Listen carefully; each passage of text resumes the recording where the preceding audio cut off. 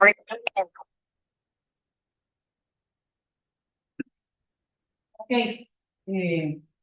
vamos a comenzar con la clase de hoy. Me parece que estamos como en la línea de automatización de pruebas. Hoy nos vamos a enfocar en pruebas de sistema no funcionales.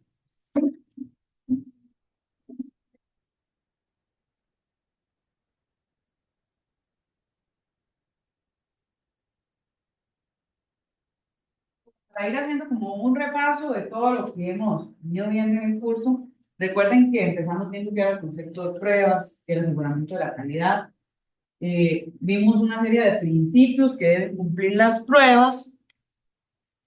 También vimos que era fallo, defecto, error. Nos hemos ubicado en la línea de niveles y tipos de pruebas. Ahí es donde nos hemos concentrado casi el 80% del curso, teniendo claro que tenemos 5 niveles de pruebas, que la base son las pruebas unitarias, luego las de integración del sistema de aceptación y de mantenimiento. Hoy nos vamos a centrar entonces en el tercer nivel, igual que la semana pasada, pero recuerden que a nivel de pruebas de sistema yo puedo tener dos tipos, funcionales y no funcionales. Y entonces nos vamos a centrar en la otra línea, que es la de no funcionales. Y cuando hablamos de tipos tenemos básicamente dos, estáticas y dinámicas. También nos hemos concentrado, ya que está un poco como la balanza desbalanceada, porque nos hemos concentrado en lo que son pruebas dinámicas. Básicamente trabajamos en dos líneas, caja blanca y caja negra. Vimos técnicas, estas son las técnicas de caja negra. Trabajamos clases equivalentes, valores límite, combinación por pares, tablas de decisión y diagramas de estado. Y finalmente vimos técnicas de caja blanca. Nos concentramos en la última técnica, que era la de pruebas de camino, donde trabajamos con la fórmula de complejidad ciclomática. Entonces, estamos en el tercer nivel de pruebas de sistema y hoy no funcionales. Con eso vean que hemos visto cómo trabajan las pruebas en los 5 niveles y también vimos que mayoritariamente todos los tipos. Entonces estamos cubriendo ya como toda la línea temática. ¿Qué son las pruebas de sistema entonces no funcionales? Bueno, básicamente hay una gran cantidad de tipos de pruebas en esta línea. Nosotros nos vamos a centrar en las pruebas de desempeño o de rendimiento. Este tipo de pruebas básicamente lo que buscan es poder garantizar que el sistema que estamos evaluando es capaz de soportar una carga específica y que si ocurre algún fallo puede recuperarse correctamente del uso excesivo de los recursos. Ahora vamos a ver que hay una gran cantidad de recursos que pueden afectar el rendimiento de un sistema.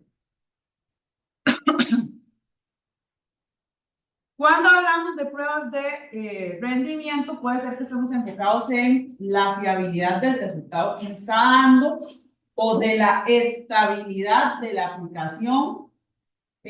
También podría ser que estemos interesados en poder detectar posibles cuellos de botella o medir picos de carga, digamos, momentos en los que la aplicación, ¿verdad?, puede tener algún problema. ¿Por qué es importante evaluar el rendimiento o el desempeño de una aplicación? Bueno, porque estadísticamente ya está comprobado o demostrado que 8 de cada 10 aplicaciones, los usuarios manifiestan un problema o una mala experiencia a nivel de rendimiento después de que fue desarrollado o que fue implementada la aplicación. Ven que es muy alto los problemas que hay del rendimiento de las aplicaciones. 8 de cada 10 quiere decir que el 80% han presentado en algún momento un problema de rendimiento.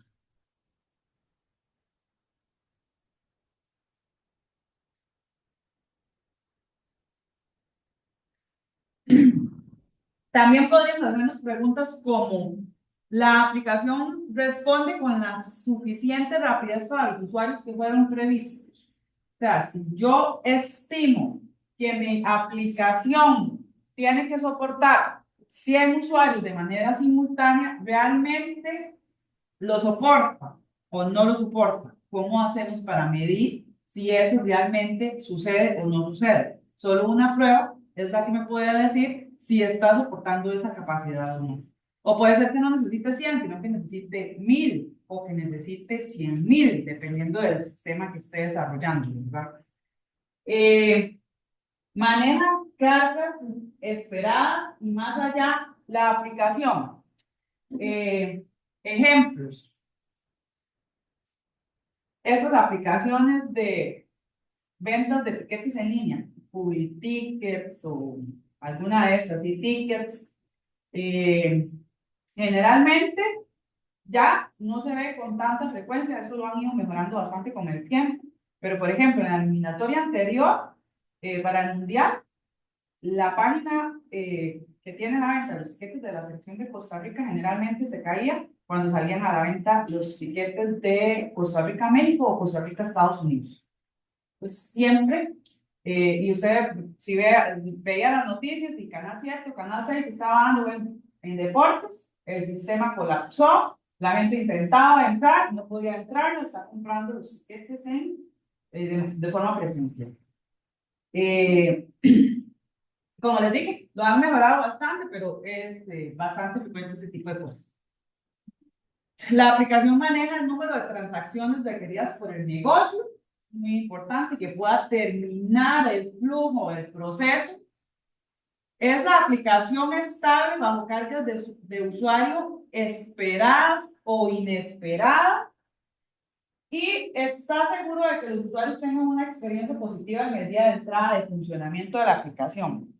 El ejemplo que tengo ahorita en la memoria de este último punto, no sé si recuerdan que en la pandemia, el gobierno de Costa Rica, junto con el Ministerio de Hacienda, lanzaron, no, el Ministerio de Planificación, lanzaron una aplicación para ayudar a la gente que se había quedado sin empleo, que se llamó Proteger.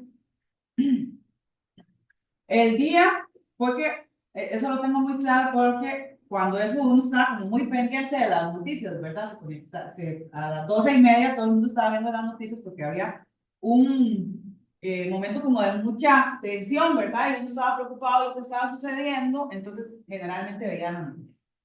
El día que anunciaron que esa aplicación iba a salir, le preguntaron que si estaban preparados porque había mucha gente que estaba necesitando esa ayuda y la ministra contestó que sí, que había sido probada y que la anunciaron con bombos y platillos. En el momento en que todo el mundo intentó conectarse, ¡pum!, explotó.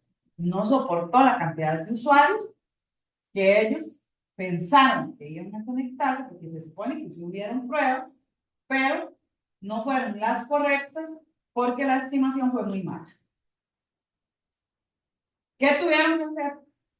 Sacar una nueva rueda de prensa a las 6 de la tarde, pedir las disculpas del caso y decir que necesitaban 24 horas más para corregir el problema del rendimiento. Entonces, ¿qué falló? El proceso de pruebas.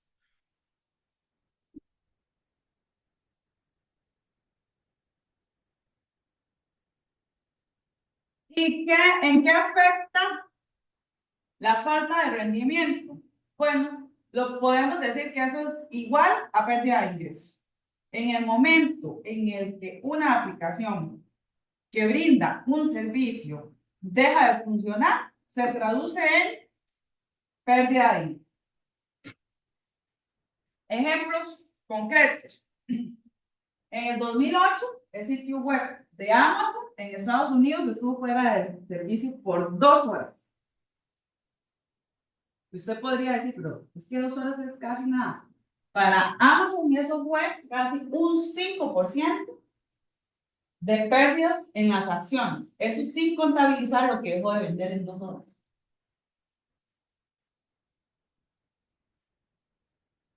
$5 de acciones en la bolsa de valores, estamos hablando de miles de millones de dólares.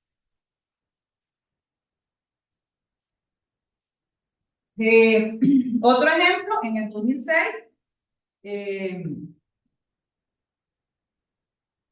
La aerolínea Jetstar de Australia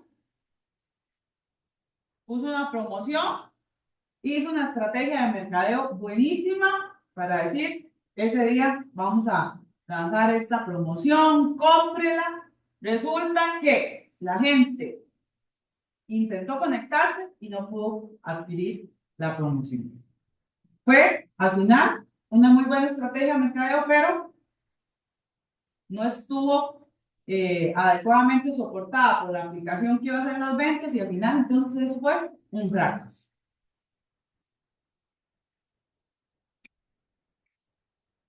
¿Qué tipos de pruebas puedo realizar a nivel de rendimiento o de desempeño? Bueno, las pruebas de rendimiento, de tiempo de respuesta, de carga, que está más orientada a usuarios, las pruebas de estrés, de estabilidad, de volumen de bases de datos, y también están, hay algunas otras, la de fiabilidad, etcétera.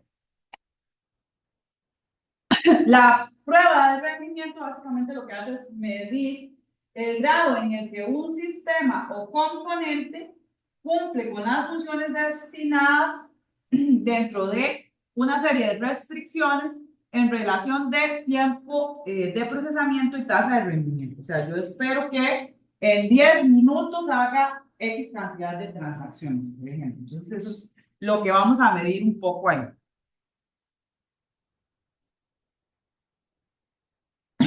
La de tiempo de respuesta, básicamente lo que me va a dar es cuánto tiempo tardó haciendo este proceso, esta transacción. 10 segundos, 15 segundos, un minuto, o sea, cuánto tiempo está durando desde que lancé la petición hasta que obtuve el resultado. Eso es básicamente lo que se mide, el tiempo de extremo a extremo en un proceso crítico de negocio o de transacción. Aquí se pueden medir muchísimas cosas. Nosotros hemos hecho algunos ejercicios, por ejemplo, a nivel de bases de datos, ¿verdad? Cuando uno quiere comparar o elegir qué sistema gestor de base de datos tiene un rendimiento mejor con cierto proceso. Nosotros acá en el TEC hemos trabajado, por ejemplo, con sistemas gestores de bases de datos que soportan información geográfica. Entonces nos interesa particularmente medir o nos interesaba en ese momento cuál tenía mejor rendimiento con consultas geográficas. Entonces ahí, para poder determinar, ¿verdad? En este tipo de procesos, si uno quiere tener un resultado realmente certero, tiene que realizar el proceso muchísimas veces, no sé, 100 veces o 200 veces, ejecutar la misma prueba, tomar el tiempo de respuesta y analizar estadísticamente si hay una diferencia realmente significativa entre una y otra y para poder decir, bueno, esto es un 10%, es un 5%, y a partir de ahí tomar la decisión. Entonces, eso es básicamente lo que buscamos, es saber cuánto dura ejecutando esa transacción. Cuando hablamos de pruebas de carga, estamos diciendo que lo que queremos es poner a prueba la aplicación bajo cargas normales de usuarios para determinar el tiempo de respuesta en ese proceso. Entonces, por ejemplo, nos gustaría saber si un sistema soporta 3.500 reservas de viaje por hora. Entonces, ahí hay que empezar a ver si realmente en una hora ese sistema puede realizar 3.500 reservas. Eso significaría, ¿verdad? Que el proceso no lo vamos a ejecutar solo una hora, ¿verdad? Sino que probablemente eso va a haber que hacerlo a las 10 de la mañana, de 10 a 11, de 11 a 12, de 3, ¿verdad? Y no en un día, sino probablemente varios meses. Y a partir de ahí, entonces sí podemos decir pareciera que a las 6 de la tarde, cuando la gente se conecta más, no logra hacer las 3.500, solo logra 3.200. Cuando el servidor está más desocupado o ocioso, sí puede soportar las 3.500, entonces tenemos que hacer algún proceso. Pero entonces, básicamente, eso es como lo que nos interesa, poder saber cuál es la carga que soporta la aplicación en determinados momentos. Las pruebas de estrés. Y como su nombre lo dice, cuando uno está muy estresado porque algo lo está sofocando. Entonces, las pruebas de estrés es, vamos a sofocar a la aplicación o al servidor. ¿Qué pasa si una memoria RAM falla? Entonces ya no tiene 16 gigas, sino que solamente le quedaron 8. ¿Cuál va a ser el rendimiento? ¿O qué pasa si el ancho de banda de la red se disminuye, ¿verdad? ¿Cuál es el rendimiento? Voy a empezar a estresarlo para ver qué cosas tengo que prever si alguna de esas cosas falla, ¿verdad? Entonces, básicamente ahí es lo que hablamos. O, ¿de qué otra forma puedo estresarlo?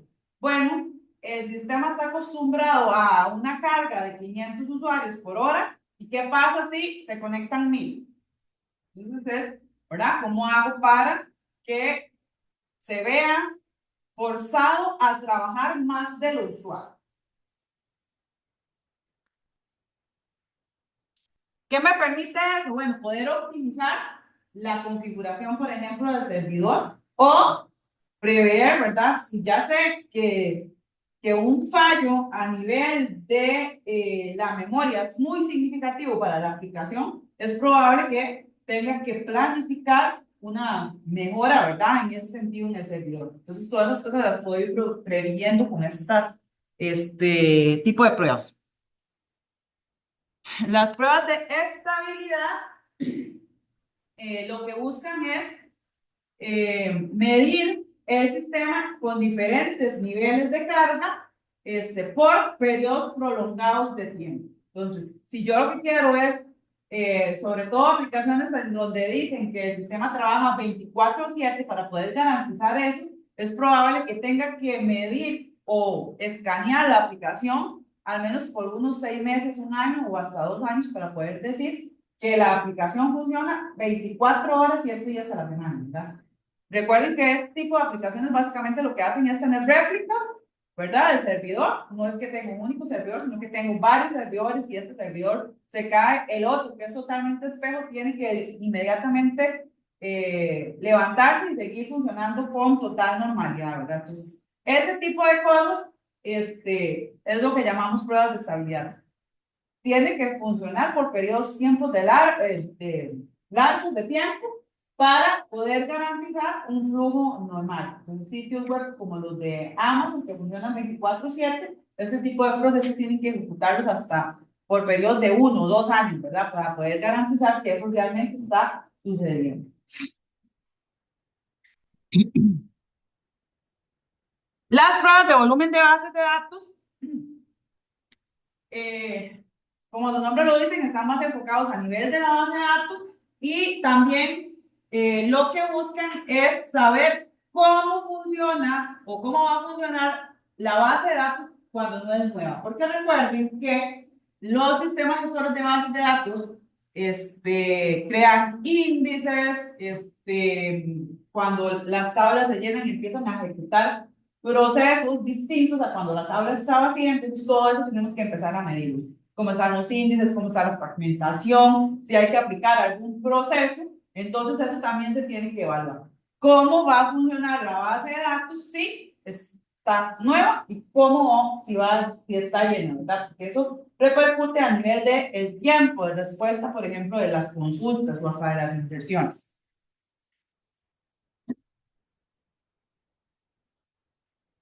Ok, entonces vamos a hacer un trabajo en grupos, puede ser de unas 3 personas, van a buscar un sitio web de comercio electrónico y la idea es que traten de identificar pues ciertos procesos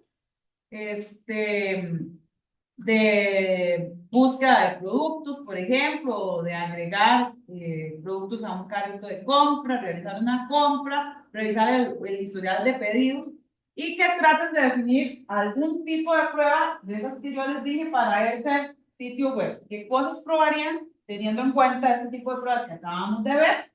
¿Y qué métricas podrían recuperar? No sé, el tiempo de respuesta, el número de usuarios, o sea, qué cosas les gustaría identificar y qué creen ustedes que sería el resultado que esperarían de ese proceso, de ese caso de prueba.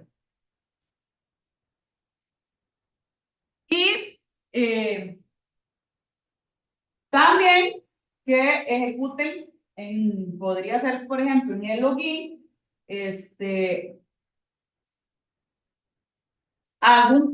traten de identificar alguna vulnerabilidad de seguridad. Si pueden, por ejemplo, introducir algún tipo de código como SQL con script injection, ¿qué pasa si cierran la sesión?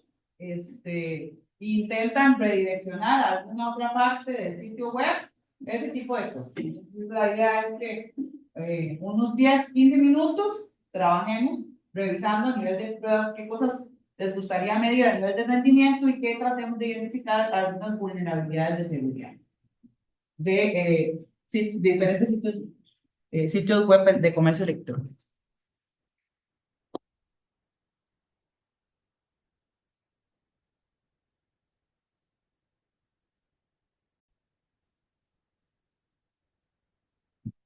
Ok, les voy a mostrar algunas herramientas de, eh, de pruebas que se pueden utilizar. Vean que aquí en realidad no hemos visto muchísimos, pero hay una infinidad de herramientas increíbles. Solo les voy a mencionar algunas para que se hagan una idea y por si acaso tienen la curiosidad de ir a revisar algunas de ellas. Las herramientas, según el ISTQB, están clasificadas, digamos, como por diferentes tipos o ramas. Este tipo de herramientas sirven para diferentes propósitos, ¿verdad? Puede ser que una misma herramienta pueda ejecutar un tipo de pruebas y pueda ejecutar otro. Puede ser que lo que busquen es mejorar la eficiencia de la prueba o automatizar alguna actividad que es de difícil ejecución manual, o puede ser que la actividad sea casi imposible de realizar de forma manual, y también lo que buscan es incrementar la fiabilidad de la prueba. Las podemos clasificar en herramientas que son intrusivas o no intrusivas.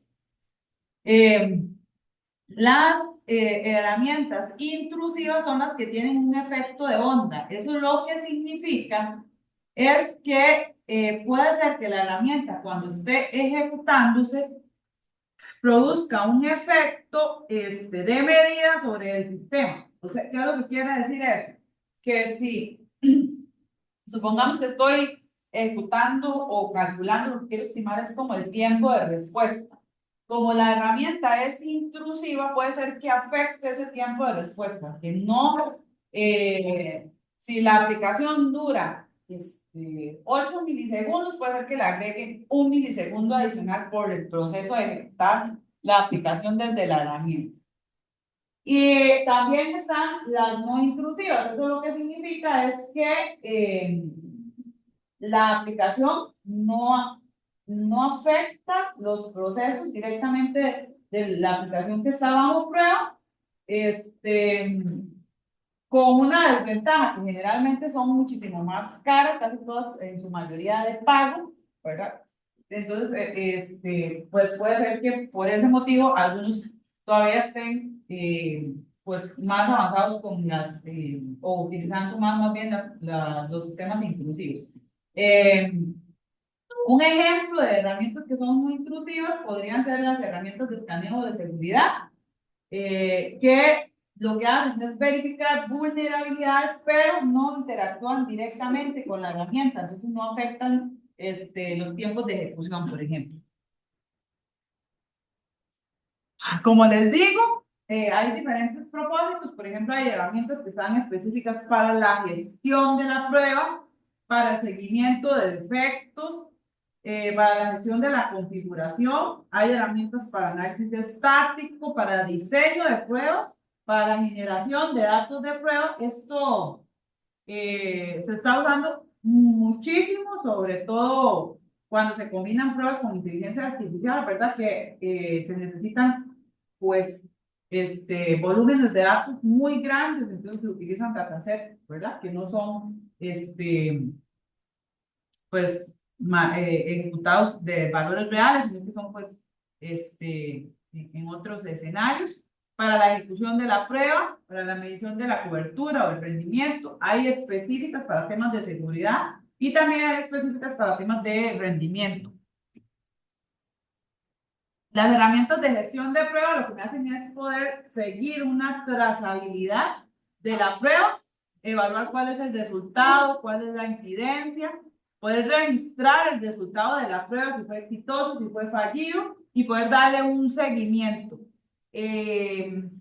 Al defecto también, ¿verdad? Yo puedo asociar desde el caso de uso con el caso de prueba y con el defecto que encontré, ¿verdad? Entonces tengo todo un análisis pues, más profundo y generalmente me proporcionan análisis cuantitativos con métricas sobre el proceso de pruebas. Uno de los más utilizados es Jira. Esa es una de las aplicaciones que se usan pues bastante y también se pueden encontrar con TestLink y hay algunos otros como Quality, QTCMS y TestCollab. Esas son algunas de las herramientas que me permiten hacer un proceso de seguimiento de todo el proceso de pruebas. Aquí ven que no estamos interactuando con la aplicación, sino es básicamente como apoyo el proceso de crear el caso de prueba, de registrar quién es el encargado de ejecutar esa prueba, de corregir el defecto, ¿verdad? Entonces ese es el proceso que sigo ahí.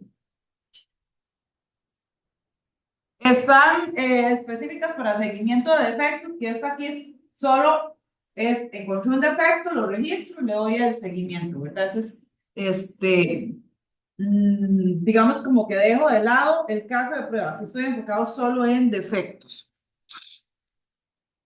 Ahí también hay algunos, Mantis, Foxbooks, Dondon. Luego, las herramientas de gestión de configuración también entran en este tema, ¿verdad? De versiones, compilaciones de software, poder tener o dar seguimiento a la trazabilidad entre los testware y los productos de trabajos de software, etcétera. Entonces, es otra línea de herramientas que entran dentro del proceso de pruebas. Ahí podríamos tener el tema de Git, Docker también entra en esta línea, Puppet, Chef, ahí hay algunos otros, pero digamos como para que nos hagamos una idea de por dónde andan estas herramientas. Están las de soporte a los procesos de revisión.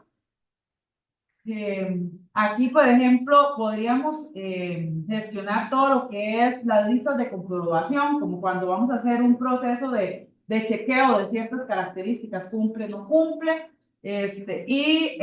puedo dar trazabilidad entre estos documentos y el código fuente. Aquí estaría como test 90, SBRAE, PractiTest, SpiraTest, esas son algunas herramientas que están en esta línea. Las herramientas de análisis estático, que esas sí nosotros vimos algunas, están más enfocadas en, por ejemplo, evaluar temas de estándares de código, estructuras, dependencias del código, calcular métricas estadísticas del código, ¿verdad?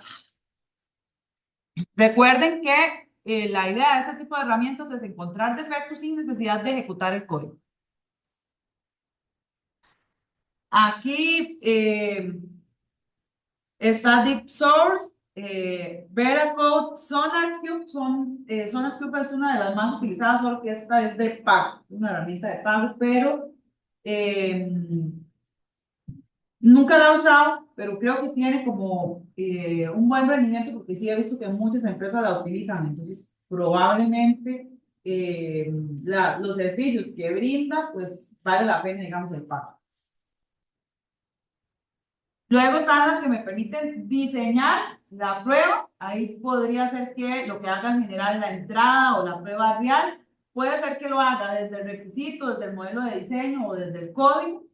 Puede ser que me genere una plantilla, ¿verdad? De la prueba como tal. Ahí está Payway y Exawise. Estos son dos de las herramientas que entran en esta línea. Más diseñar la prueba, generar el caso de prueba como tal. Las herramientas que me permiten generar datos de pruebas puede ser que me generen volúmenes de datos amplios básicamente lo que hago es establecerle con cuáles son las reglas que necesito que cumpla ese dato para que se pueda pues generar. Aquí hay varios, está Redgate o Generate Data, DataProof, DTM Data Generator. Y ahí son algunas de las que pueden encontrar que sirven para generar específicamente un dato de prueba. Las de ejecución de la prueba, esto es más como el estilo de lo que hemos visto aquí en el curso, ¿verdad? De poder reproducir un guión que le estoy dando, ¿verdad? Eh, Trabajan directamente con la interfaz gráfica del usuario o puede ser que lo hagan con la línea de comandos. Hay algunas herramientas que se encargan de grabar el proceso y a partir de la grabación, o sea, yo empiezo a grabar la interacción que estoy haciendo con la aplicación y él me genera el caso de prueba a partir de esa grabación. A mí esa parte no me encanta, yo soy más de la antigua, por eso les enseñé me voy directo a generar el caso de prueba sin el proceso de grabación, porque me parece como muy aburrido, ¿verdad? Esto, como, como una interacción y no sé qué es lo que pasó por debajo. A mí me gusta más como conocer qué es lo que tiene la aplicación, entender. Eso también hace como que el caso de prueba tenga una mejor estructura que desde el punto de vista de grabación, porque si en el proceso de grabación, por ejemplo, di clic en un botón que no tenía que dar, eso va a quedar grabado, ¿verdad? Y el caso de prueba pues va a quedar sucio, entonces soy más de la línea antigua, pero digamos que es válido hacer ese proceso de grabar y crear el caso de prueba desde una grabación. Ahí están herramientas como Selenium y Cypress, que es el que nosotros vimos en el curso, Postman, que es mucho de esta línea de grabar y generar el caso de prueba. También está Protractor, que es otra herramienta similar a Cypress, Appium, que esa Appium creo que es la que está un poco más para eh, aplicaciones móviles y hay algunas otras que están netamente enfocadas solo para móviles, pero digamos que es como la línea esta, ¿verdad? De la que hemos visto aquí en el curso. También están las herramientas que me permiten medir la cobertura. Eso es como poder determinar cuánto estoy cubriendo de la aplicación en el proceso de pruebas. Eso me va a poder, me permite poder decir si estoy alcanzando, por ejemplo, un 70% de la aplicación ya fue probada, un 70% del código, etcétera. ¿Cuánto es que estoy cubriendo con los casos de prueba y cuánto se queda sin cubrir?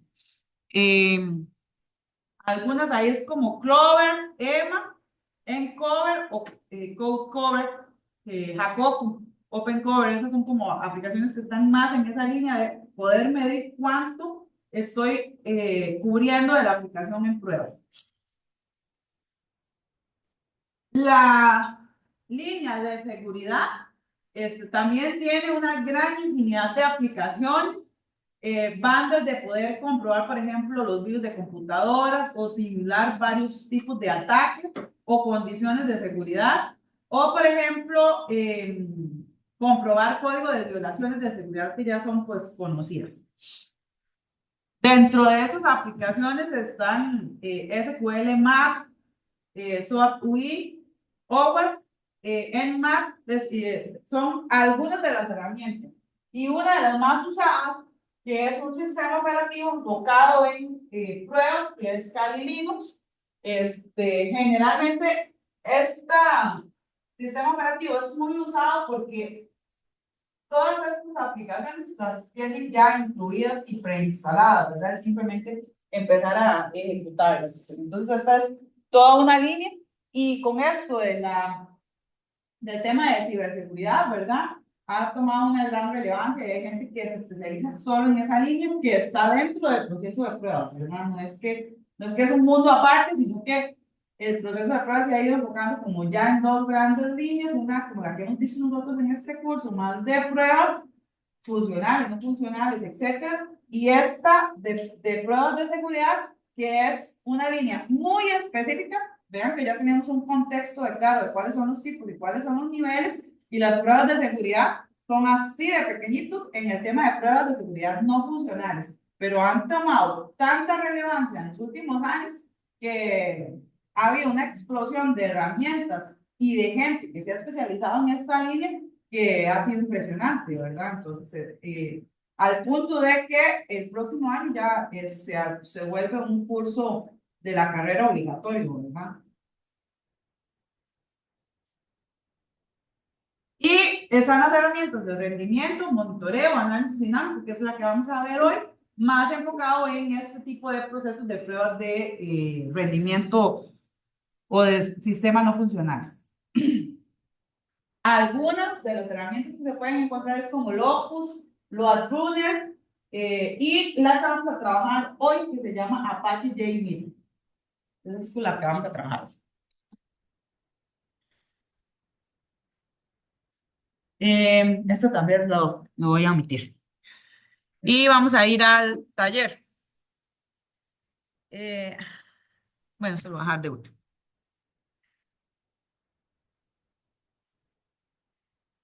Para lo que vamos a hacer ahorita, ahí les puse el enlace de la aplicación que se llama Apache JMeter. Me está dando esta cosa.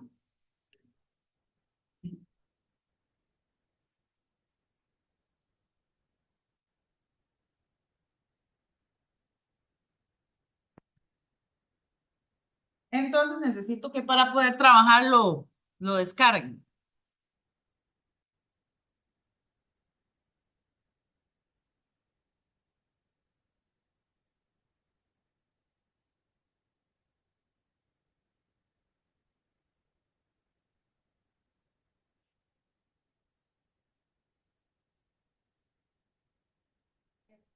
Para Windows y está para Linux, para los que hay, no hay de todos. Ahora hace varios meses que no encuentro gente muy amante de Linux, pero sí he encontrado aquí este, gente que trabaja sobre Linux.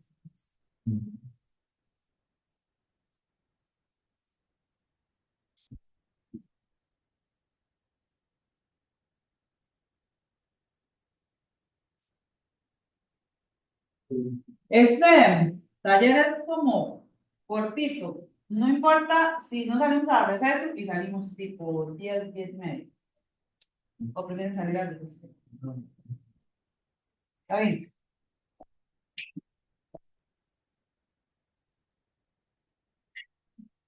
Me dicen cuando lo descarguen.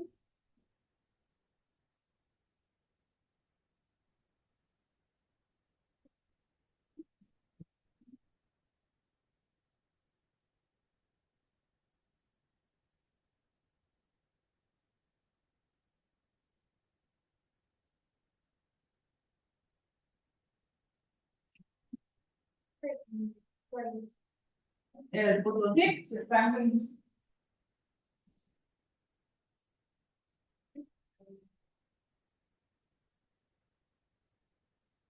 es que el otro te descarga por nosotros.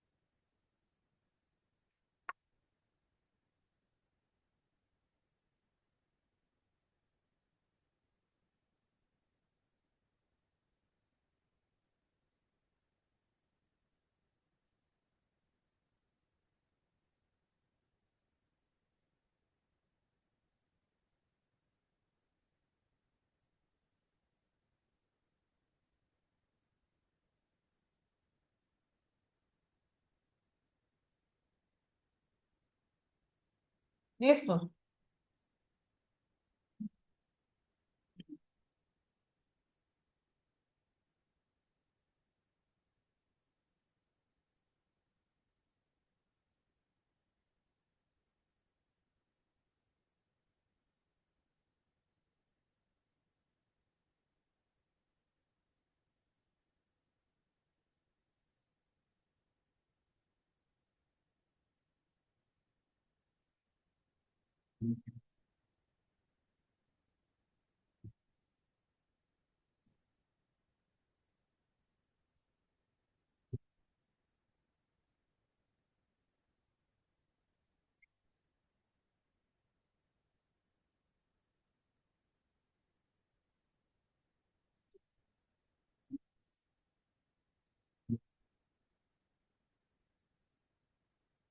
Bueno, una vez que lo descargan,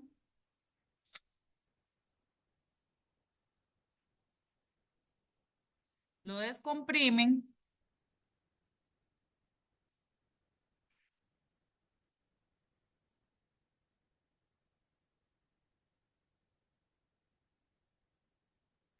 se van a encontrar que hay varias carpetas. Vamos a ingresar a la carpeta bin. Ahí van a encontrar el archivo ejecutable que se llama Apache JMeter. Y simplemente le dan doble clic. Es un punto .jar, entonces sí necesitan tener Java instalado para que se ejecute.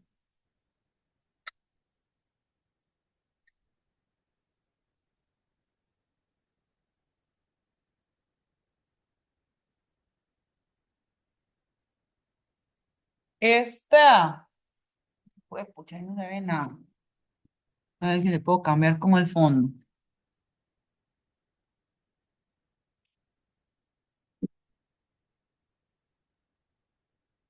Eh,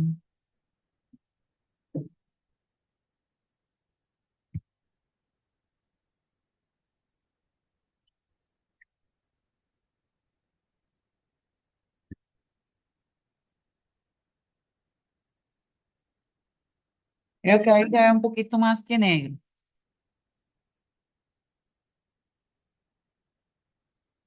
Eso tiene como un panel ahí de tareas para crear un plan de pruebas nuevo. También ahorita vamos a ver que trae algunos templates ya de pruebas ya creadas o abrir planes de prueba guardados, copiar, pegar, guardar. Estos botones verdes son para ejecutar la prueba y estos de aquí son para limpiar los resultados. La que tiene una escobita, si yo tengo varios componentes que recopilan datos, solo limpia en el que yo estoy en ese momento.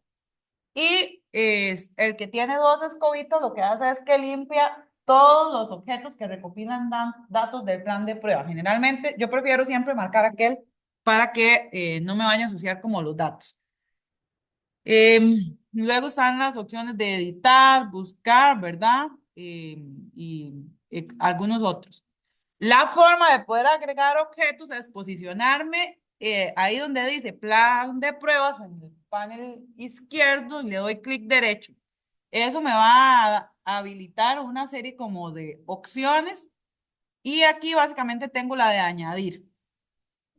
Esas opciones que aparecen de añadir van a cambiar dependiendo del objeto en el que esté. Habrán algunos en los que pueda hacer unas cosas y otros en los que pueda hacer otras. Aquí básicamente podría ser que agregue algunos elementos de configuración como para que nos hagamos una idea, aquí lo que vamos a tratar de hacer es como simular lo que hemos hecho por ejemplo, con Cypress o Angular, ¿verdad? Que tengo un before each, tengo un proceso de prueba y tengo un after. Aquí en el before each lo que yo podría hacer es como agregar elementos de configuración, o sea, como que quiero que visite este URL, eso iría como en la parte de before each y sería como lo primero que yo debería agregar. En el after each lo que vamos a hacer es como recopilar los datos y después como el proceso de pruebas. Entonces, más o menos eso es como la estructura que vamos a ir siguiendo, solo que aquí es un poco más automatizada de agregar componentes. Entonces, por eso está la opción de elementos de configuración. Y los hilos, por eso ahí tienen entre paréntesis usuarios, es el proceso, son los usuarios, al final son hilos, ¿verdad? Esa es la forma de simular. Por cada hilo que yo agregue, estoy simulando un usuario, ¿verdad? Y en ese hilo lo que voy a hacer es que voy a replicar una serie de procesos, ¿verdad? Entonces el hilo va a estar ejecutando procesos hasta que yo le diga que pare, ¿verdad? Hasta que lo finalice. Vamos a crear entonces nuestro primer caso de prueba. Es como sencillito, simplemente para que lo pongamos un poco ahí a correr. Entonces, lo primero que vamos a hacer es agregar un hilo. Entonces, le doy clic derecho, añadir, hilos de usuario, grupo de hilos. Entonces, lo primero que voy a hacer, eso me crea un nuevo componente. Y me habilita una serie de opciones. Aquí yo le puedo cambiar el nombre. Entonces, por ejemplo, le voy a llamar mis usuarios. Hasta que no me paren otro objeto, no voy a empezar a ver los cambios reflejados, ¿verdad? Entonces ahí ya se llaman mis usuarios. Este tiene como varias opciones. Puede ser que yo le diga que si hay un error en el proceso, que continúe ejecutando, o puede ser que le diga que pare el hilo o que pare la prueba, por ejemplo. Y en las propiedades de hilo, lo que voy a definir es el número de hilos, que el número de hilos es el número de usuarios. Si van a ser 100 usuarios, si van a ser 1000 usuarios, si van a ser 50 usuarios, eso es lo que me va a simular el número de hilos. ¿Cuántos usuarios quiero que ejecute? El periodo de subida es cuánto tiempo necesito para que todos esos hilos empiecen a ejecutarse. Entonces, si yo tengo 10 usuarios y le digo que tengo un periodo de subida de 10 segundos, lo que hace es dividir 10 entre 10 y entonces eso me va a dar 1. Cada hilo va a arrancar con un segundo de diferencia, que hace es como distribuirlos. Si lo dejo, por ejemplo, en 0, todos los hilos van a arrancar al mismo tiempo, ¿verdad? Entonces esas cosas las puedo configurar ahí, por ejemplo. Y el contador de bucle es que el hilo puede repetir el proceso, es como un for, 1, 2, 3, 4, 5 veces, ¿verdad? Entonces lo que va a hacer es ejecutar ese proceso varias veces, todo lo que el hilo tenga asignado. Por ahorita lo vamos a dejar así y ahorita podemos cambiarlo para ir viendo lo que puede ir ejecutando.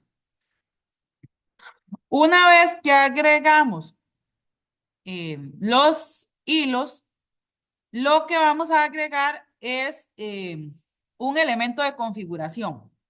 Entonces, me paro ahí o presiono mis usuarios, le doy clic derecho, añadir. Vean que las opciones ya cambiaron un poquito, ya no puedo agregar, por ejemplo, más hilos. Y dice que lo que voy a agregar es un elemento de configuración y la que voy a agregar se llama petición HTTP. Sí, sí, esa cosa. Yo creo que voy a ver si se puede hacer en esta y si no lo hacemos allá. Sí, ese chunche sí que está mal. Expandir todo zoom in, creo.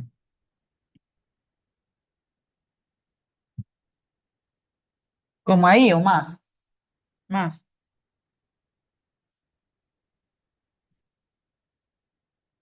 Ahí. Sí, ¿verdad? Ahí ya se ve un poquito mejor. Entonces, en mis usuarios. Clic derecho, añadir, era un elemento de configuración y un valor por defecto para petición HTTP. Vean que puedo agregar, por ejemplo, conexiones JDBC que serían para bases de datos o para objetos Java, también para FTP. Ahí en elementos de configuración también podría tener, por ejemplo, guardados claves de usuarios y contraseñas, ¿verdad? Para cuando tengo que hacer muchísimos login, entonces lo tengo ahí guardado y simplemente él hace el proceso de conexión, este, para poder ejecutar pruebas dentro de la página cuando necesito estar logueado.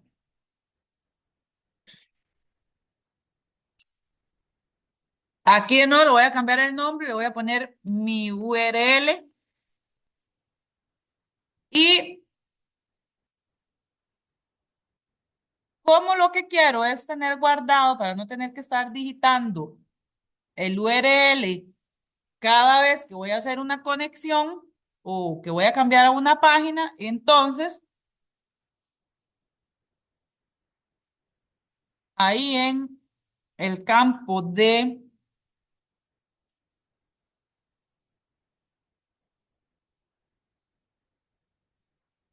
nombre de servidor, vamos a poner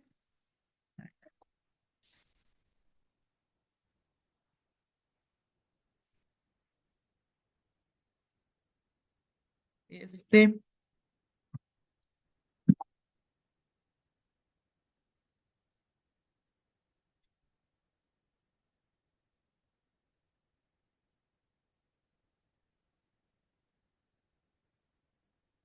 URL.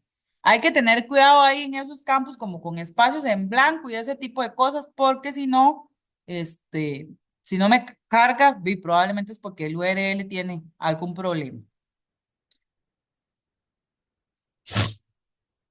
Me voy a volver a posicionar en mis usuarios y ahora lo que vamos a agregar es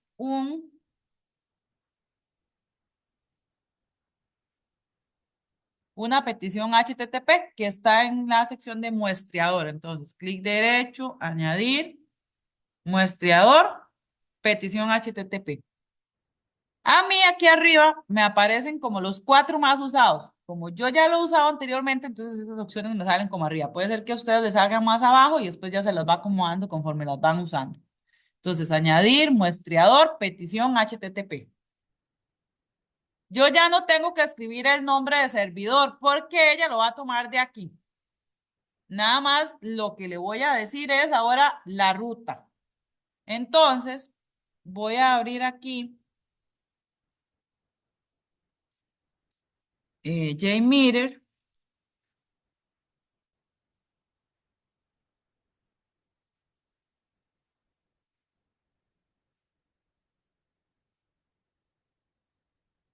y entonces nosotros podríamos ir ahí a diferentes páginas, por ejemplo, la de licenses, ¿verdad? Ahí podríamos escoger. Aquí ya yo les puse algunas. Le vamos a decir que primero visite el homepage que está en index.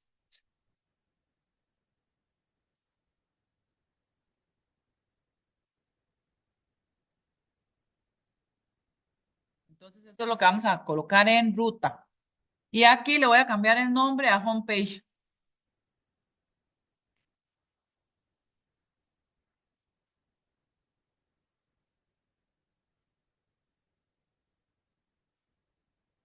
¿Hay nombre?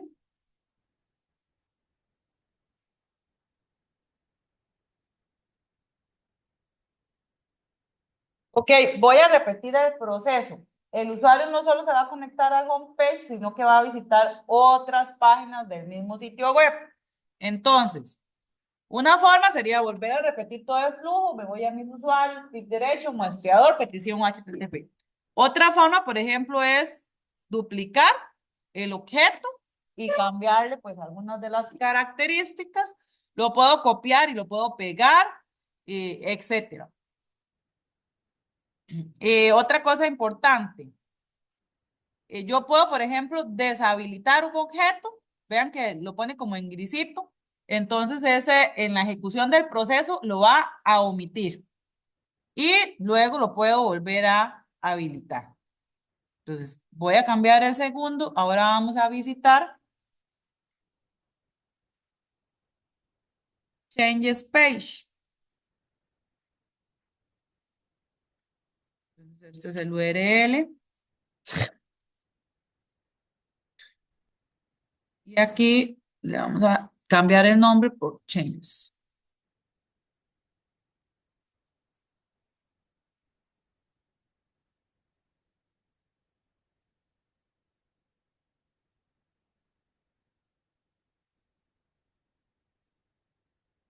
Ok, ahora me voy a volver a colocar en mis usuarios, le voy a dar clic derecho, añadir y me interesa un receptor. Hay varias formas en las que yo puedo recopilar datos, digamos. Puede ser que me interese, por ejemplo, gráficos o algunos otros formatos. Nosotros vamos a agregar dos para que vean un poco lo que hace. Pues voy a agregar informe, valga la redundancia, informe agregado. Vuelvo a repetir el proceso, mis usuarios, añadir, receptor y ver árbol de resultados. Esos son los dos que vamos a agregar.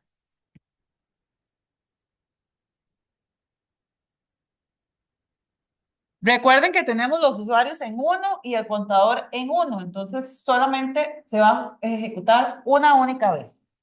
Entonces, el botón de ejecutar es este verdecito, le doy a ejecutar, tiene que estar guardado para poder ejecutarlo y entonces yo lo voy a agregar aquí en ejemplo 1 y voy a ponerle 2024. Y vieron que me activan los botones rojos, eso es cuando tengo muchos hilos para poder parar la prueba si algo ocurrió. Y entonces vean que aquí me da la media es el tiempo de respuesta, lo que duró 1067 milisegundos y en Changes 369. Probablemente si lo vuelvo a ejecutar, va a bajar el tiempo, ¿verdad? Porque lo que hace es cargarla y entonces, de hecho, si ven de una página a otra, hay mucha la diferencia, es porque, ¿verdad? Ahí tiene que cargar en caché y entonces ya en la segunda, pues ya lo tiene en caché y es un poco más lento. El porcentaje de error, ahí me dice cuántos datos, ¿verdad? Si no puedo cargar, etcétera, entonces me va a salir ahí alterado. Y el rendimiento, ¿verdad? Este es como el valor un poco que nos interesa, ¿verdad? ¿Cuál es el rendimiento de la página? Puede ser que yo utilice el tiempo de respuesta o puede ser que utilice el rendimiento. En ver árbol de resultados, vean que me muestra las dos páginas que visitamos. Si me voy a homepage, vean que me dice que esta fue la petición que yo hice, que es el URL que le enviamos. Y en datos de respuesta, lo que me va a salir es el código HTML que me devolvió. Y lo mismo sería para changes. Esta es la petición y ese es el valor. Aquí me da como un tipo de respuesta, por ejemplo, si no puedo cargar la página, le dio un error, el código de respuesta probablemente sea el 400 algo, ¿verdad? Que es el que muestra cuando hay errores. Eh, para que veamos un poco lo que hace cuando tengo más usuarios, entonces si le pongo 10 hilos, voy a limpiar todos los componentes. Entonces vean que ahí ya no me quedan resultados y vuelvo a ejecutar la prueba. Vean que ahí están los botoncitos rojos activados, ya terminó de cargar. Y entonces aquí lo que me dice es, visité 10 veces homepage y el tiempo promedio fue 490.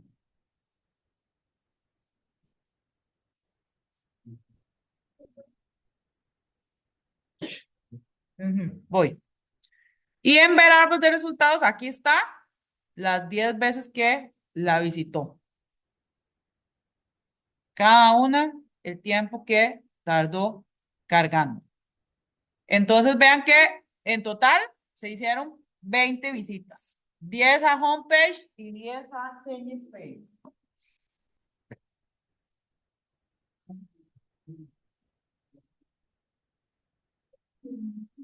Ah, el web está más claro.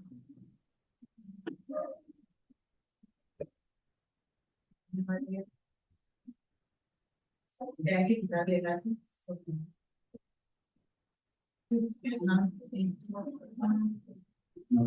El trabajo antes fue quitarle primero.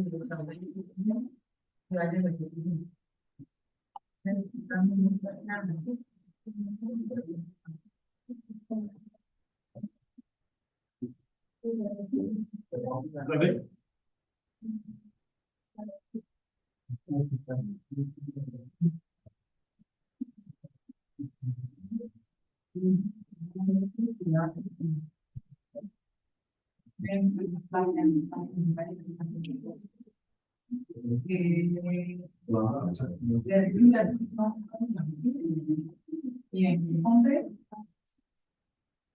Es que va aquí en el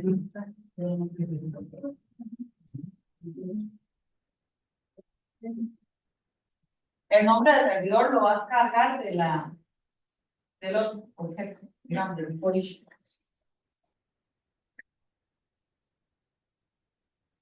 A todo eso sí le funcionó.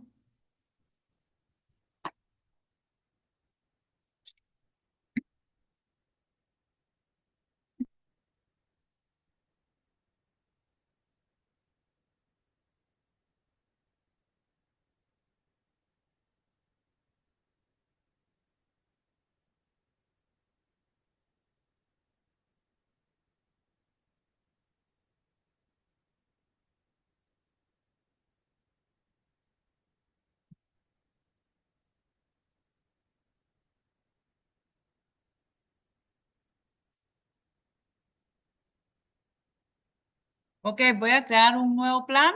Puede ser aquí en esta hoja en blanco o aquí le doy nuevo.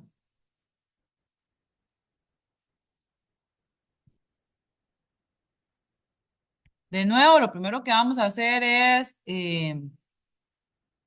agregar un grupo de hilos. Entonces le voy a dar, nada más le di archivo nuevo o podría ser aquí este botoncillo. Entonces le doy clic derecho, añadir hilos de usuarios, grupo de hilos. Aquí de nuevo lo voy a cambiar a mis usuarios. Dice que lo deje, creo que lo deje como estaba, todo en uno. Vamos a agregar la petición HTTP, entonces clic derecho, añadir, elemento de configuración y valor por defecto para petición HTTP. Ahí es la misma, jmeter apache.org, eso va ahí está.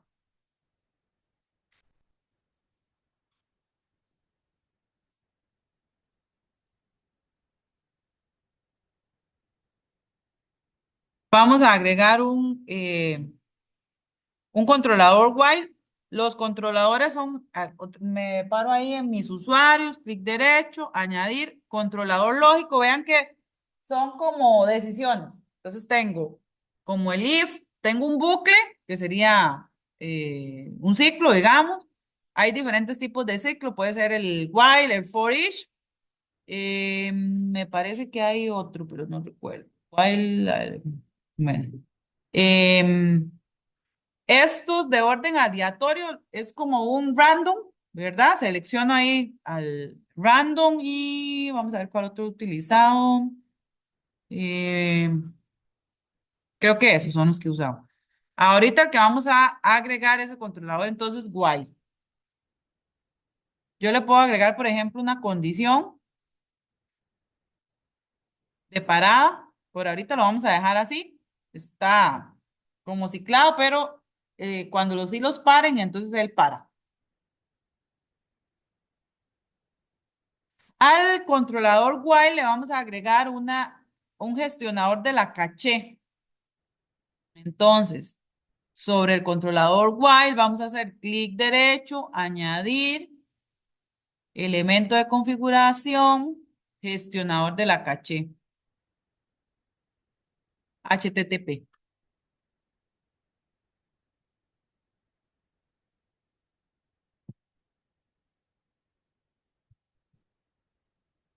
Ahí por defecto dice que lo máximo que va a tener son 5000, lo vamos a dejar así.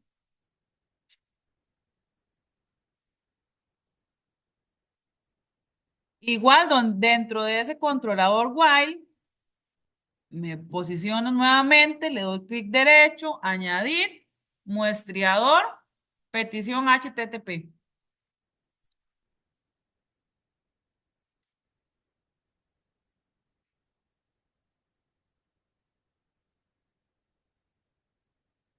La ruta de esa petición la vamos a tomar de un archivo CSV. Lo pueden descargar ahí de la clase 14 taller, que se llama rutas. Es un archivo CSV y vean que trae varias rutas que están ahí disponibles en el sitio web de JMeter. Entonces ella va a venir y va a cargar esas rutas que van a estar guardadas en ese archivo. Ahí básicamente lo que tienen que hacer es descargar el archivo y ahorita lo vamos a buscar. Sí.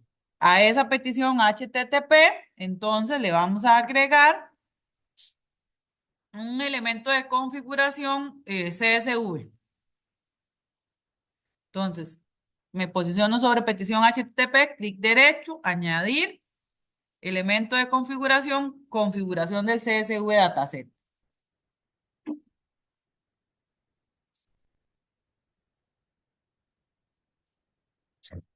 Ahí vean que trae como varias cosas que yo le puedo configurar. Ahorita lo vamos a ir viendo. Le voy a dar al botón de navegar y voy a buscar el archivo que se llama rutas.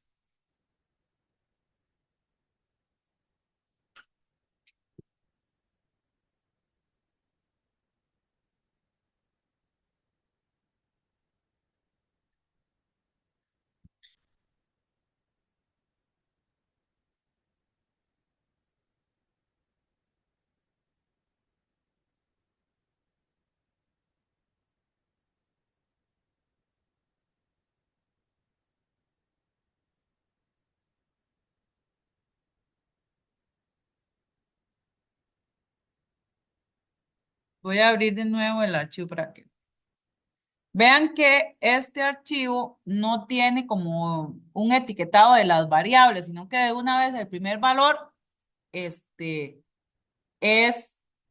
un valor que yo necesito consultar.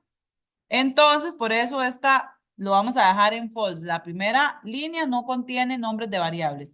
Si los contiene, pues pongo esto en true. El delimitador es si está tabulado. Generalmente los CSV se usan más coma, pero puede ser que esté tabulado. Entonces, aquí no hay problema porque solo hay una variable, digamos, por cada fila. Entonces, si lo dejamos en coma o tab, no importa porque solo hay un valor.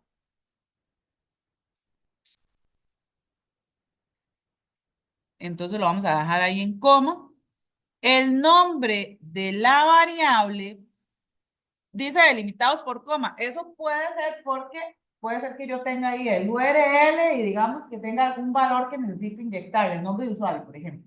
Entonces, yo puedo decirle, bueno, la primera variable se va a llamar URL, coma, la segunda se va a llamar nombre de usuario, coma, la tercera se va a llamar contraseña. Y dentro del archivo simplemente están separados por coma. Cada uno va a hacer un valor y se va a asignar a una de esas variables. Aquí yo lo voy a llamar URL.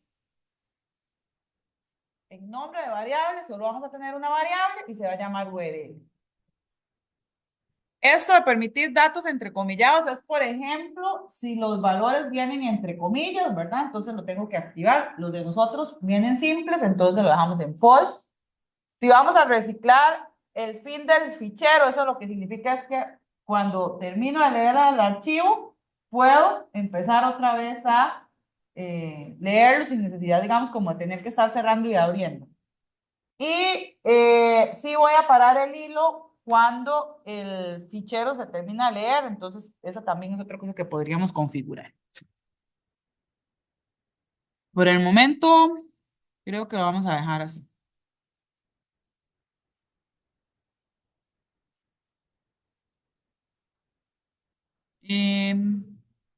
Lo otro que dice que vamos a agregar es un temporizador constante de 1000 milisegundos. Entonces, a la petición HTTP le voy a añadir temporizador constante. Entonces, le di clic a petición HTTP, añadir temporizador y temporizador constante. Y dice que lo vamos a dejar en 1000. Y luego voy a posicionarme en mis usuarios y voy a agregar los informes. Entonces, añadir receptor, informe agregado y de nuevo mis usuarios, añadir receptor, ver árbol de resultados. Y le doy a ejecutar. Bueno, lo guardo y lo ejecuto. Archivo, guardar plan de pruebas. Este es el ejemplo 2. Doy a ejecutar.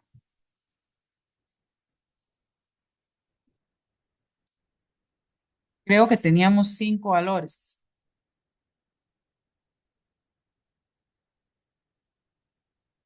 Y lo voy a parar. Porque aquí en petición puedo saber cuál visitó. Aquí el index.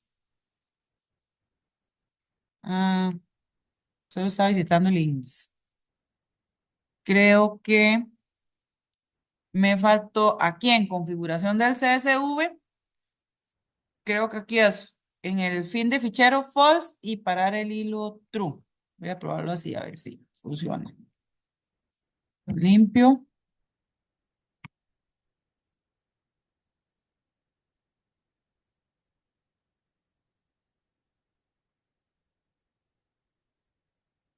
Ahí está. Tenemos solo 5.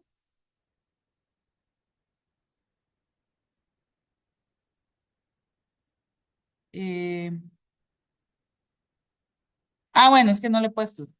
Ya sé qué es. Lo que cambié fue reciclar en el fin de fichero en false y parar el hilo en true. Porque si no, entonces ella sigue leyendo y leyendo el archivo. Y me falta, que ese proceso se me olvidó hacerlo, en petición HTTP, en ruta le vamos a decir que necesitamos que lea de URL. Eso me lo brinqué. Que es esto de aquí. La forma de acceder en JMeter una variable es con el signo de dólar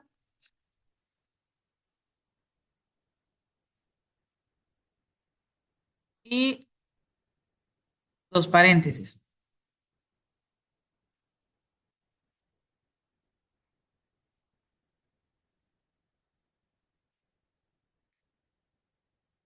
Aquí recuerden que estamos creando la variable que se llama URL y entonces la forma de accederlo es de esta forma. Lo voy a volver a ejecutar y ahora sí deberíamos de tener 5 peticiones diferentes. Ven, aquí está el index, download, changes, user manual y user manual index.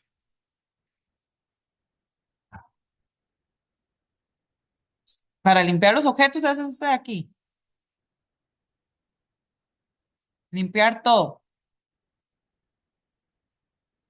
Las dos escobitas.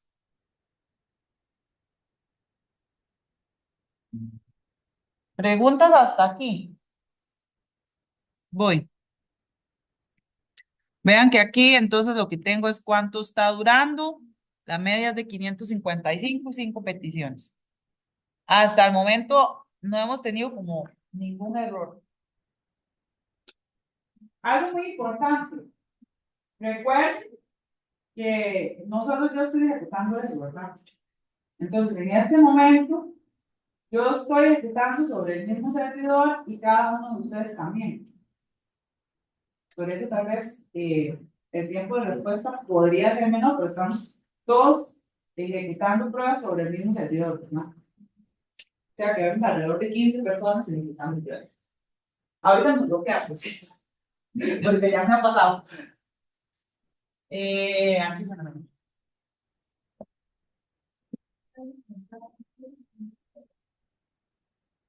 Es que es que es una de la no está, es que no es aquí, es en Google.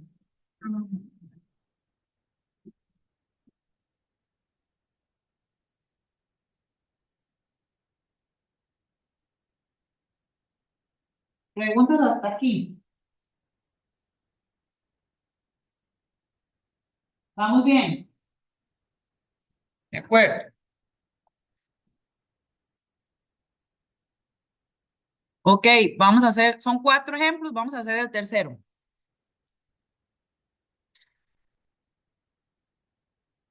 En este lo que vamos a hacer es que seleccione de manera aleatoria o random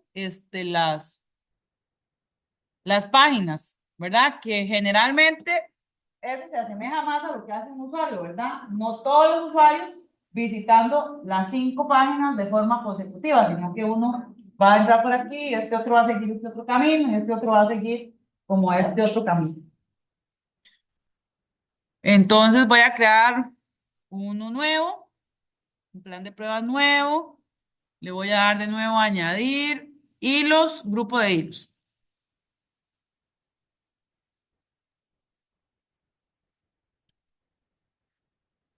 Lo voy a llamar mis usuarios.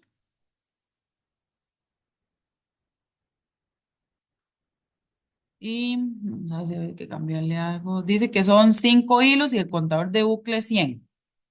Número de hilos 5, contador de bucle 100. O sea que voy a tener un usuario ejecutando 100 veces un proceso. Entonces,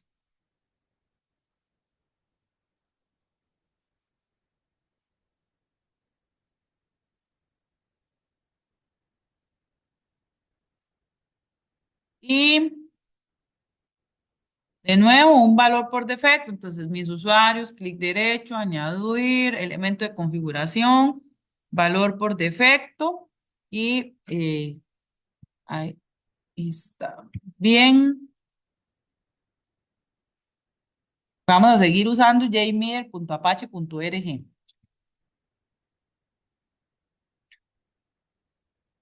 Ahora, al grupo de hilos le vamos a agregar un controlador de orden aleatorio.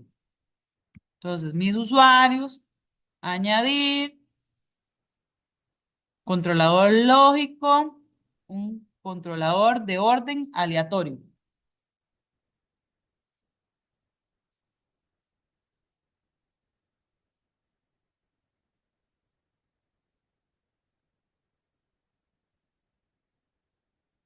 Y ahora al controlador de orden aleatorio le vamos a agregar varias páginas que vamos a visitar. Entonces, clic derecho, añadir, muestreador, petición HTTP. La primera es la que ya habíamos accedido, que es el index. Entonces, en ruta,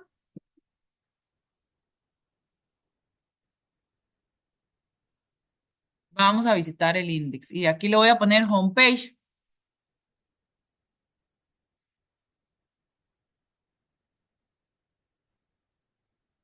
La voy a duplicar y vamos a visitar ahora changes.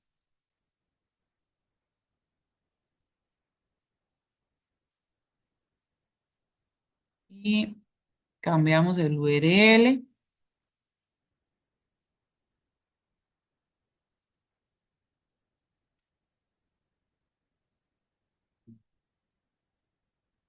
De nuevo, lo duplicamos. Y ahora vamos a visitar esta user manual.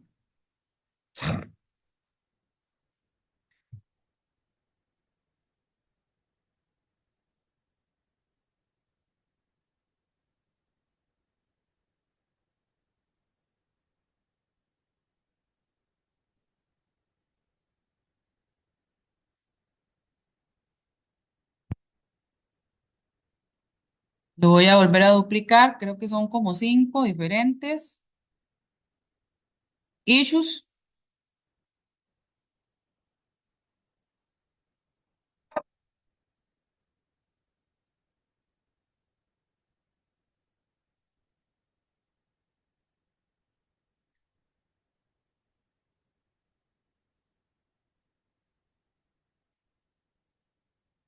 Y me falta uno que es building.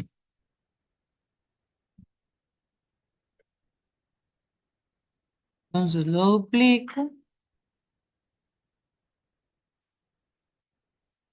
y me falta building.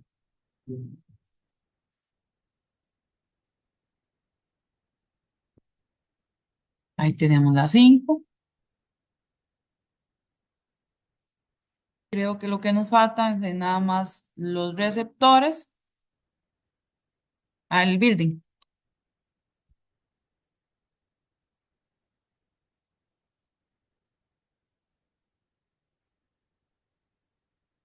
En mis usuarios, añadir receptor, informe agregado, mis usuarios, añadir, receptor, ver árbol de resultados. Lo guardo.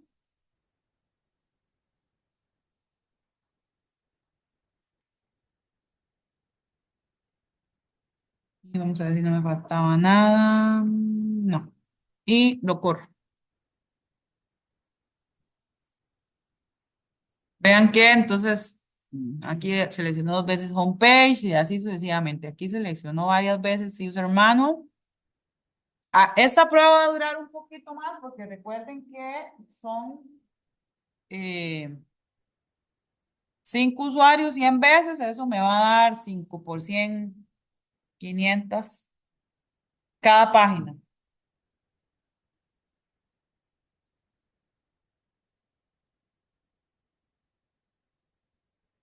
Sí.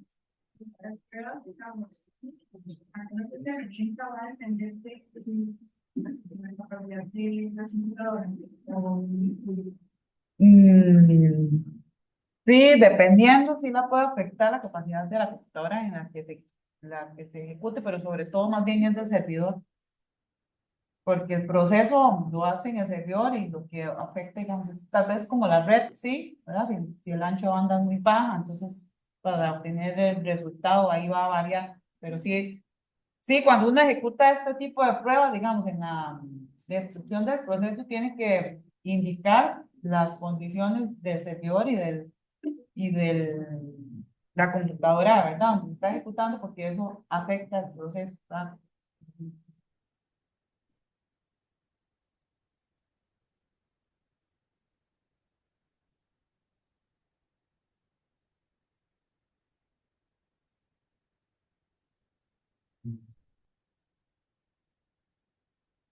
Ok, la voy a parar. Y aquí hay una que, digamos, como que para como solo una parte y esta interrumpir si mata todos los hilos.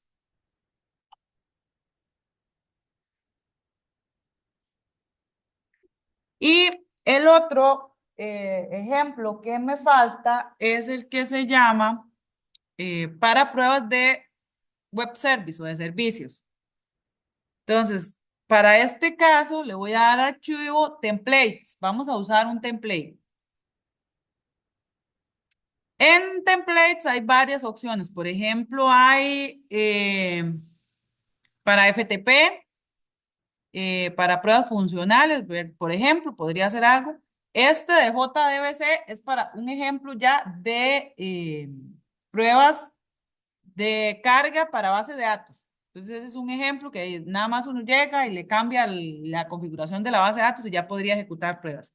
Hay uno de Mongo, por ejemplo, que también es de base de datos, pero específicamente para MongoDB, ¿verdad? Entonces, ahí uno podría utilizar algunos.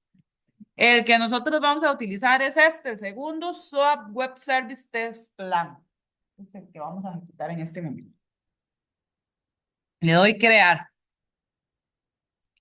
Por defecto ahí ya me da algunas cosas que yo tengo que tener creado. Este es para este servicio web que se llama Sedain o algo así. Nunca lo he probado a ver si funciona, qué hace. Simplemente empecé como a configurarlo de una vez. El servicio web que nosotros vamos a probar es uno que tiene el Banco Central de Costa Rica. Ahí él tiene varios métodos que uno puede utilizar, que son semiabiertos, digamos. Lo que hay que hacer es registrarse y para poder utilizarlos lo que hacen es que le dan a uno como un token.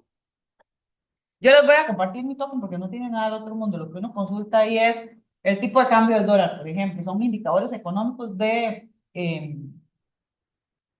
Costa Rica, ¿verdad? Que son datos abiertos. Ahí básicamente el tema de registrarse es porque, ¿verdad? Para que no sea hay un software malicioso el que está utilizando y haciendo consultas, sino que por lo menos haya ahí asociado algo. Este de indicadores económicos es el que me muestra, por ejemplo, el tipo de cambio del dólar. Hay dos métodos, el que me devuelve un dataset o el que me devuelve un XML. Estos son los parámetros de entrada que se necesitan para ejecutar el web service. Básicamente me pide el número de indicador, que eso está definido en otra página. Ellos ya tienen un código para cada uno de los indicadores. Entonces usted ahí le dice cuál específicamente es el indicador que quiere consultar. Un rango de fechas en el que quiere consultar el indicador. Digamos, por ejemplo, que lo quiere para el mes de junio. No sé, ahí. Fecha de inicio, fecha de fin. El nombre es el nombre de la persona que está haciendo la consulta. Después aquí hay subniveles. Ahorita no me recuerdo por qué, pero bueno, para este ejemplo es ese. No me acuerdo cuáles son los que hay. El correo electrónico y el token, que les digo que es el que se necesita para poder ejecutar. Aquí me da, digamos, el código que yo necesito para invocarlo, que es el que vamos a necesitar nosotros para poder ejecutarlo en JMeter. Entonces vamos a empezar a configurar ese template para que pues funcione para este servicio web. Entonces, lo primero que vamos a hacer es cambiar ese URL. Ya se los voy a pasar.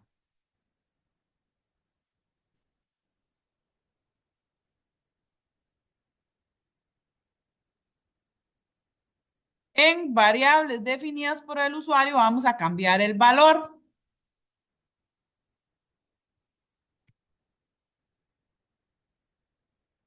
Para eso nada más le damos doble clic y reemplazamos ese valor que está ahí por ese código que les acabo de pasar.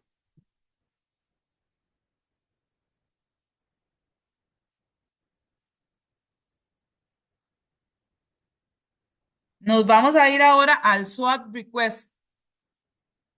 Para eso abro number of user, que es el número de usuarios.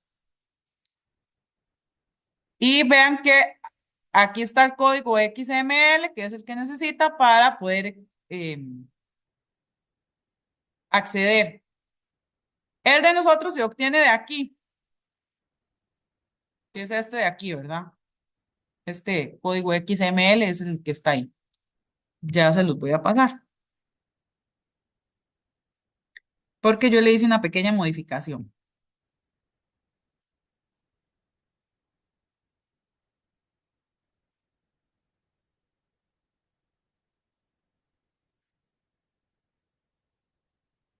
Entonces, ese lo vamos a reemplazar. Este código por ese que les acabo de pasar. Está ahí en el body data. Si ven, esto es un dato de entrada. Yo aquí puedo escribirle 5, pero vean que lo puse como una variable porque lo vamos a leer de un archivo CSV. Ese archivo también está en el TEC digital, se llama Banco Central. Y entonces vean que aquí tengo 4 filas y aquí sí tengo separados por coma. Son todos los datos de entrada que están leyendo por allá. La fecha, el código, el correo, el token, ¿verdad? Son esos.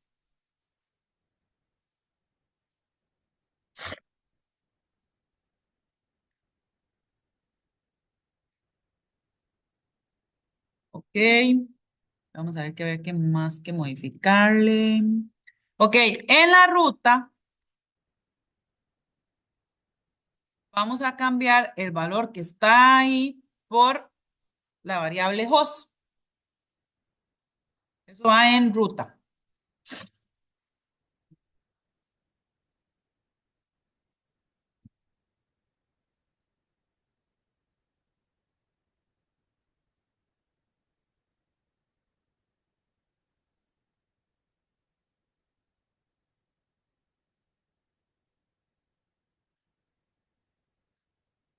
Y vamos a abrir el SWOT request y nos vamos a posicionar en este componente que se llama HTTP Header Manager. Y en el SWOT action vamos a cambiar este valor. Tiene que quedar entre, ahí se me fue voy a editarlo es que se me quedó un espacio en blanco. Editar.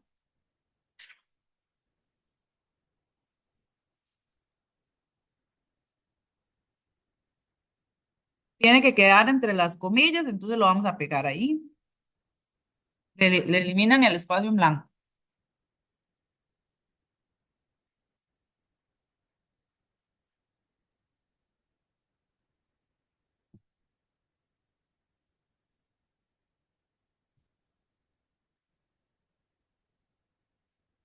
Y vamos a agregar a ese SOAP request un elemento de configuración. Entonces, SOAP request, clic derecho, añadir, elemento de configuración y configuración del CSV dataset.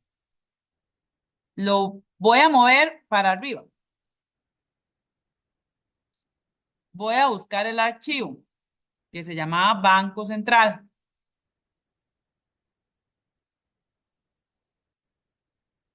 Los nombres de las variables son los que están aquí, ¿verdad? Primero, ID,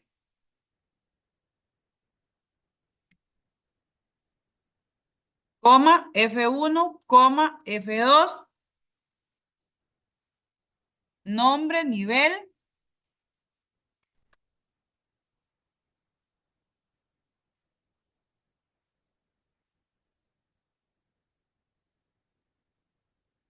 creo que es nivel, correo y token.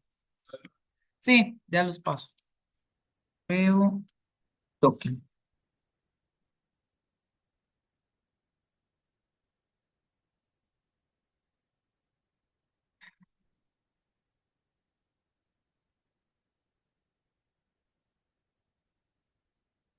Post true false.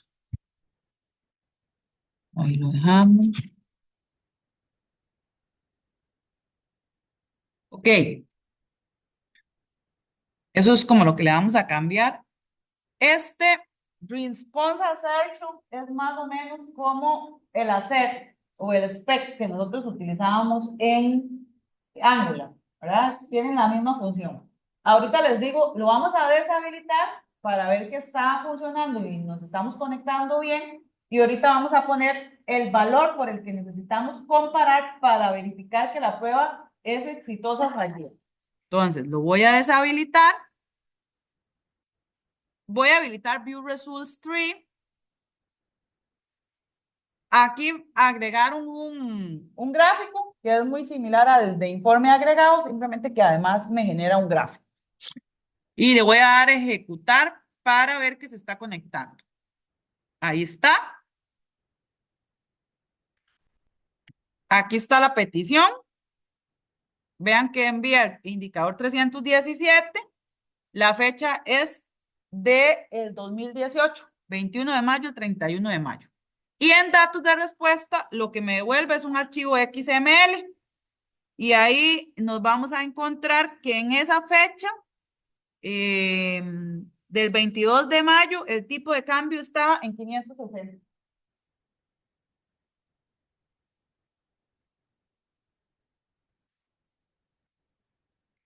Y aquí me dice que se conectó 10 veces, este es el tiempo medio, y vean que yo le puedo decir que me genere el gráfico.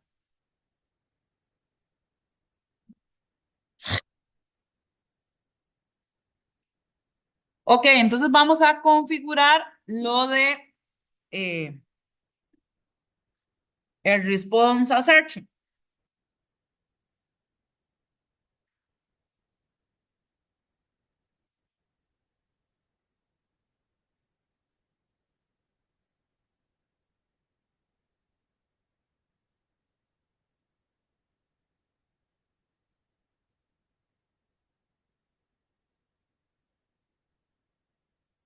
Voy a probarlo, ya se los paso si funciona.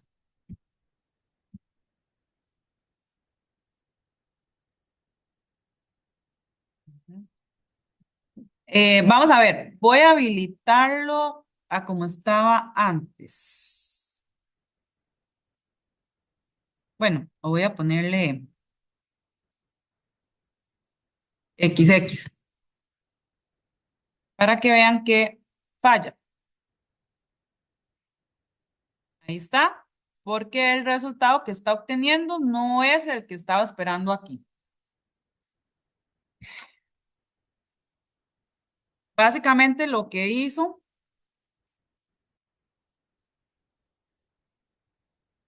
Lo que hice fue ir a ver lo que me devuelve y hay como un formato que es el que, este formato fue el que copié, que se repite en todas, el mismo.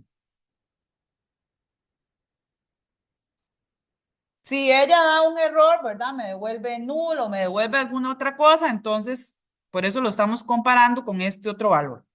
Este componente se parece mucho al SPET en el sentido de que yo puedo, digamos, como ver diferentes cosas. Por ejemplo, aquí lo que estoy comparando es con un substring. Entonces, con solo que esa parte esté ahí contenida, me va a devolver true. Pero puede ser que yo quiera comparar que sean exactamente iguales, ¿verdad? Que lo que me devuelva sea igual, todo completo, ¿verdad? Entonces, ahí lo puedo variar. Por ejemplo, cuando es una consulta de base de datos, que lo que estoy comparando son registros y me devolvió 20 registros, entonces ahí podría comparar igual a 20. O lo que me devuelve es un correo electrónico, entonces tiene que ser igual a marlentrevi@gmail.com. Entonces, esas son cosas que puedo configurar para probar si funciona o no funciona. Recuerden que en este tipo de pruebas, básicamente el resultado principal es la media, ¿verdad? Casi siempre lo que estoy evaluando es un tiempo de respuesta, porque estamos hablando de rendimiento y de ese tipo de procesos. Preguntas hasta aquí.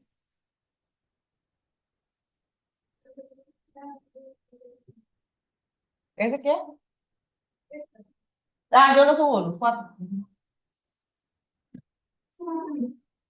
Preguntas, dudas, comentarios.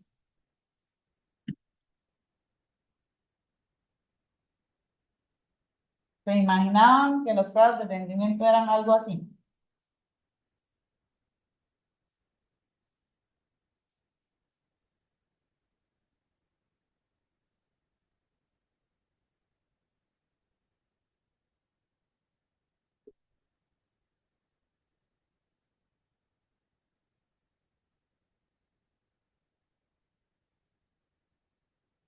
Em,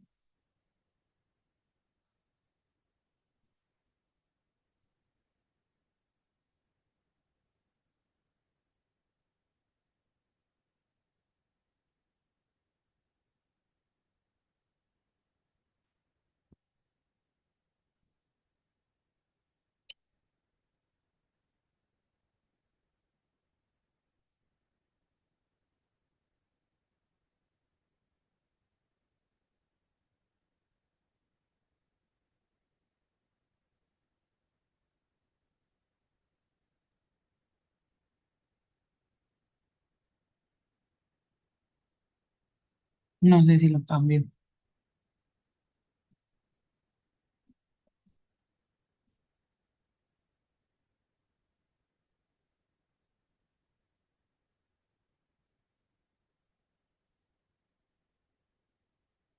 Para terminar hoy, me gustaría que me cuenten qué les pareció.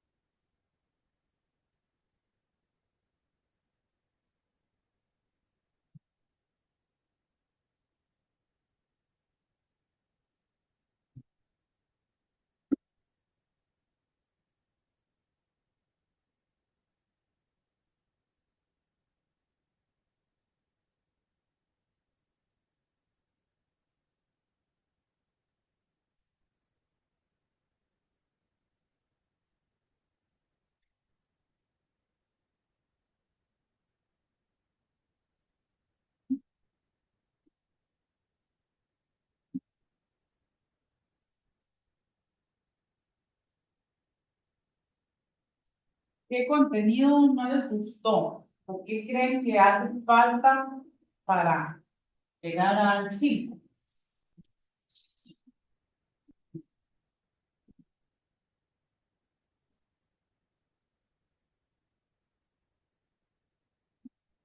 Porque yo, por el caso, yo leí 4 de libros, pero porque no es mucho nadie que a mí me fascina tanto.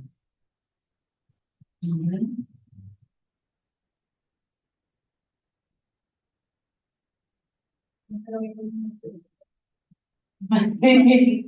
del proyecto de, sí se lo voy a comentar porque creo que ha empeorado, digamos, de la clase 1 a hoy está peor. Bien.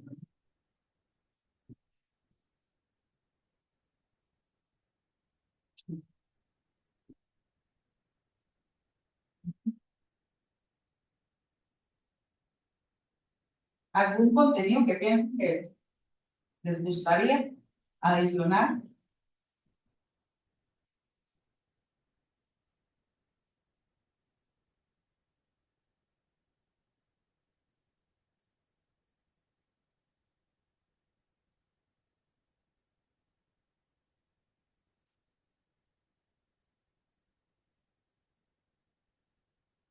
No sé si se pone ninguno.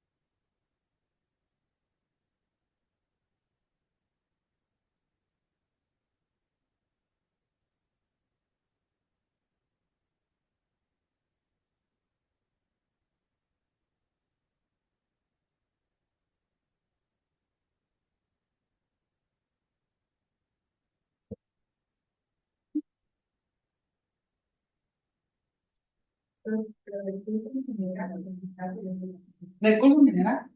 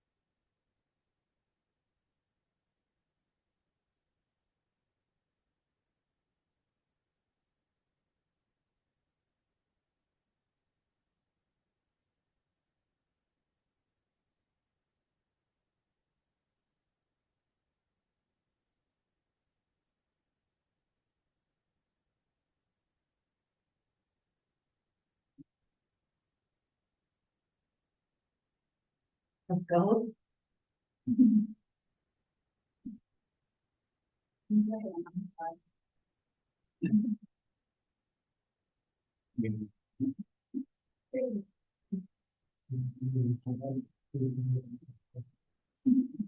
Lo del práctico de diferentes formas, pero ahí está, lo vi varias veces, ya en el práctico,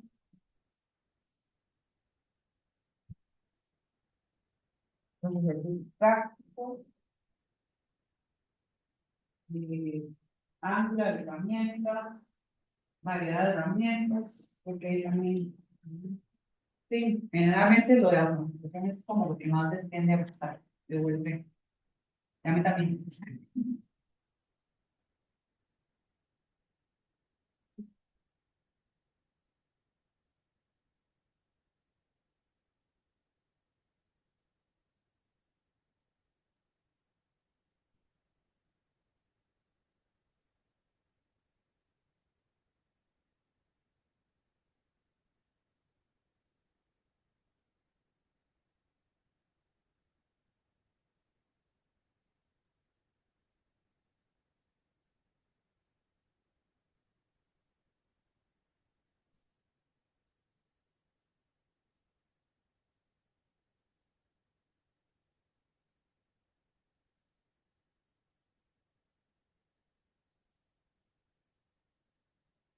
Esta idea me gusta, ya la probamos y funciona. Más bien, la parte teórica presencial es, es mejor. La parte virtual se vuelve más aburrida, es la parte de más audio, entonces tienden a dormirse, no ponen atención, se van, ¿verdad? Entonces hay menos concentración. Es muy bueno. Ya la probé. Más bien, tal vez la parte práctica, sí, alguna podrían hacerse virtual en el sentido de que están más concentrados, cuando están trabajando en la computadora, ¿verdad? Entonces, eh, ahí hay como menos problema.